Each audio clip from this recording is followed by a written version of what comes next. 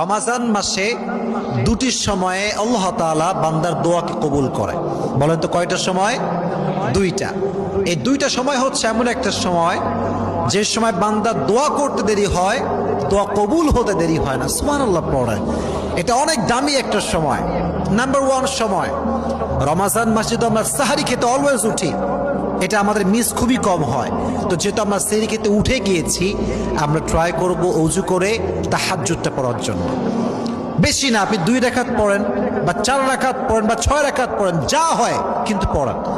রমাজান মাসে তাহাজ্জুদের যায় নামাজে যখন কেউ চায় রবের কাছে, আল্লাহ এইটা চাই, গাড়ি চাই, বাড়ি চাই, হেদায়াত চাই, এইটা চাই, ওইটা চাই, বান্দা চাইতে দেরি হয়, আল্লাহ কবুল করতে দেরি হয় না। মন খুলে পড়েন সুবহানাল্লাহ। 2, রমাজান মাসে দোয়া কবুল হওয়ার শ্রেষ্ঠ সময় হচ্ছে ইফতারির সময়। যখন আপনার সামনে আলুর চপ, বেগুনি, পেঁয়াজি, মুড়ি, ছোলা, বুট সব রাখা আছে, কিন্তু মানুষ খাচ্ছে না, খিদায় শেষ, ক্ষুধার যন্ত্রণা একদম প্রবল হয়ে গিয়েছে, তবুও খাচ্ছে না। কেন? আল্লাহর জন্য খাচ্ছে না। তখন আল্লাহ একটা সফট কর্নার তৈরি হয়, ভালোবাসা তৈরি হয়। আল্লাহ বলে, কিরে খায় না কেন? ফেরেশতা বলে, আল্লাহ তোমার জন্য খাচ্ছে না, তোমার জন্য উপোস আছে, না খেয়ে আছে। তো এটা হচ্ছে একটা মুখ্যম সময়। ইফতারির সামনে রেখে যে বান্দা দোয়া করতে পারে, তার দোয়া আরশে আজিমে গিয়ে নক করে, সুবহানাল্লাহ পড়ে।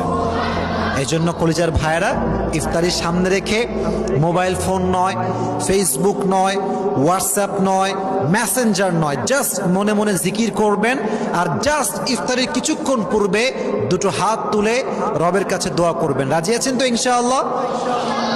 আর একটা বিষয়, এটা বলে আমার কথা শেষ করছি। আসলে ইফতার যখন সামনে থাকে, পাশে মা থাকে, বাবা থাকে, ভাই থাকে, বোন থাকে। তো যেহেতু আমরা একটু দুষ্টু টাইপের হই আর কি, সারাদিন বদমাইশি করি, আব্বা মা তো জানে যে আমার বদমাইশ দুষ্টু টাইপের আর কি। তো আব্বা আম্মার সামনে 2 হাত তুলতে লজ্জা লাগে, যে মায়ের সামনে হাত তুলে দোয়া করবো, মা কি বলবে, এই লীল কত বড় আল্লাহ রে তুই। তো এটা একটা হতে পারে। এই জন্য মাথায় রাখবেন, দেখেন, দোয়া করার জন্য হাত তোলা কোনো শর্ত নয়, হাত তুলতে হবে না। আপনি ইফতারির সামনে রাখা আছেন, মনে মনে আল্লাহর কাছে দোয়া করেন, মনে মনে।